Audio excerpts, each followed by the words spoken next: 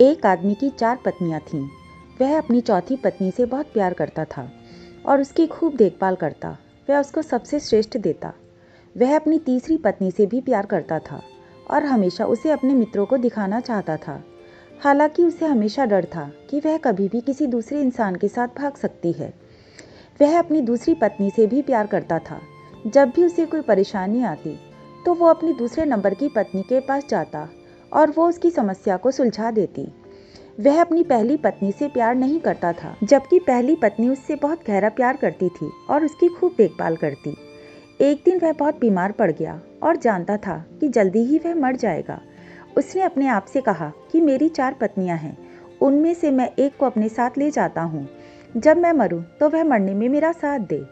तब उसने अपनी चौथी पत्नी से अपने साथ आने को कहा तो वह बोली, नहीं, ऐसा तो हो ही नहीं सकता, और वो चली गई। उसने तीसरी पत्नी से पूछा तो वह बोली कि जिंदगी बहुत अच्छी है, यहाँ जब तुम मरोगे तो मैं दूसरी शादी कर लूँगी। उसने दूसरी पत्नी से कहा तो वह बोली, माफ़ कर दो, इस बार मैं तुम्हारी कोई मदद नहीं कर सकती। ज़्यादा से ज़्यादा मैं तुम्हारे दफनाने तक तुम्हारे साथ रह सकती हूँ।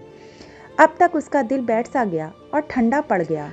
तब एक आवाज़ आई, मैं तुम्हारे साथ चलने को तैयार हूँ, तुम जहाँ जाओगी मैं तुम्हारे साथ चलूँगी। उस आदमी ने जब देखा तो वह उसकी पहली पत्नी थी। वह बहुत बीमार सी हो गई थी, खाने पीने के अभाव की वजह से। वह आदमी पश्चाताप के आंसू के साथ बोला, मुझे तुम्हारी अच्छी देखभाल करनी चाहिए थी और वो मैं कर सकता था। दोस्तों, दरअसल हम सबकी 4 पत्नियां हैं जीवन में। चौथी पत्नी हमारा शरीर है। हम चाहे जितना सजा लें, संवार लें, पर जब हम मरेंगे तो यह हमारा साथ छोड़ देगा।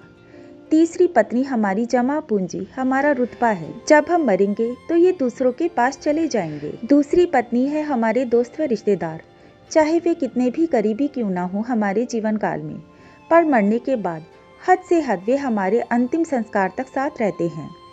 पहली पत्नी हमारी आत्मा है, जो सांसारिक मोह माया में हमेशा उपेक्षित रहती है। यही वह चीज़ है जो हमारे साथ रहती है जहाँ भी हम जाएं। कुछ देना है तो इसे दो, देखभाल करनी है तो इसकी करो, प्यार करना है तो इससे करो। मिली थी जिंदगी किसी के काम आने के लिए, पर वक्त बीत रहा है कागज़ के टुकड़े कमाने के लिए। क्या करोगे इतना पैसा कमाकर, न कफन में जेब है न कब्र में अलमारी, और ये मौत के फरिश्ते तो रिश्वत भी नहीं लेते। जय जय श्री राधे। दोस्तों, ये एक छोटी सी कहानी है। अगर पसंद आए तो लाइक और शेयर करिएगा और ऐसी ही आध्यात्मिक कहानियों के लिए चैनल को सब्सक्राइब करिएगा।